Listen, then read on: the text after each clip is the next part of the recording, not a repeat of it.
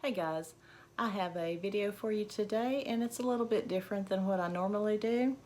I'm a part of a group of women. We call ourselves the Sister Circle, where we learn different ways to grow our channels and just a lot of different stuff.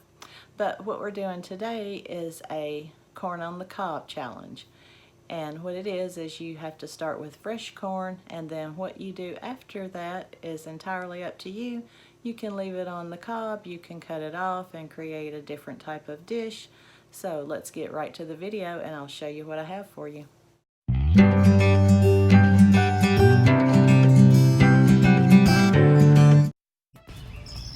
Okay, so like I said, we did shuck 5 dozen ear of corn and I've already put up half of it. This is the rest. I usually do this with a knife, but I found this little gadget last year and it does work pretty well. I'm getting a little too deep on this one. I've got to get a lighter hand because you're supposed to just nub it off, is what my grandma used to call it.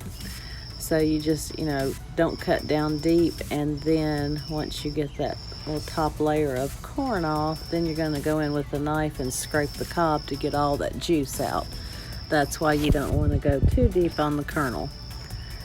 So I will continue to do this, and then we will cook it, bag it, and freeze it. And this is horribly messy. When you scrape it, the juice flies everywhere. I'll have to clean the entire kitchen and wipe everything down.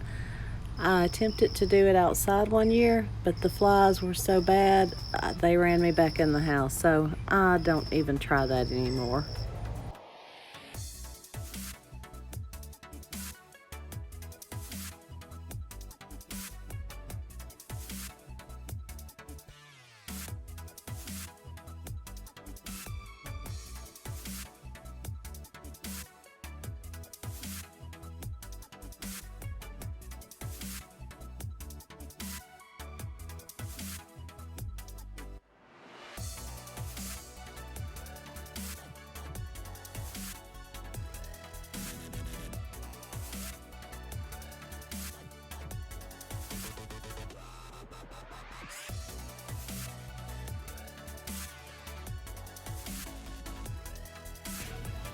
I wish it was this fast to do in real life.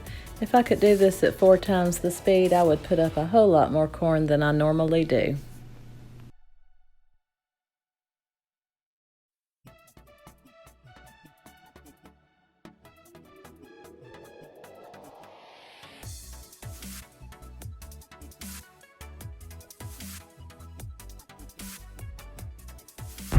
So now I'll transfer the corn to the big pot.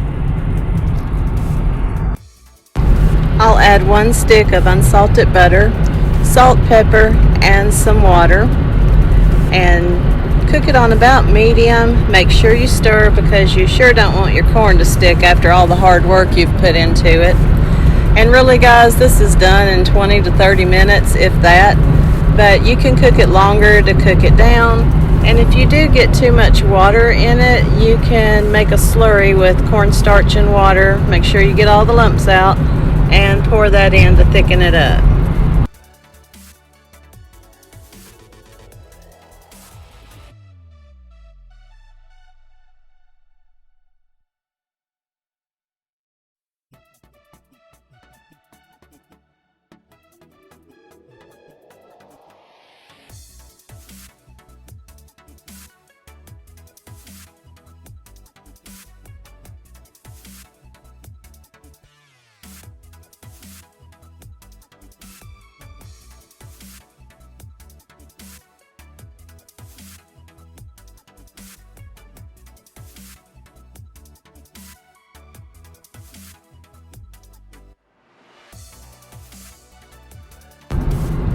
And it looks delicious already, guys.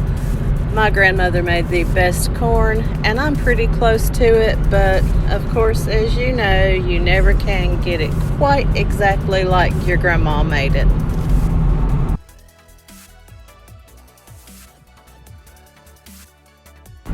So now we'll let it cook, bag it, and put it in the freezer.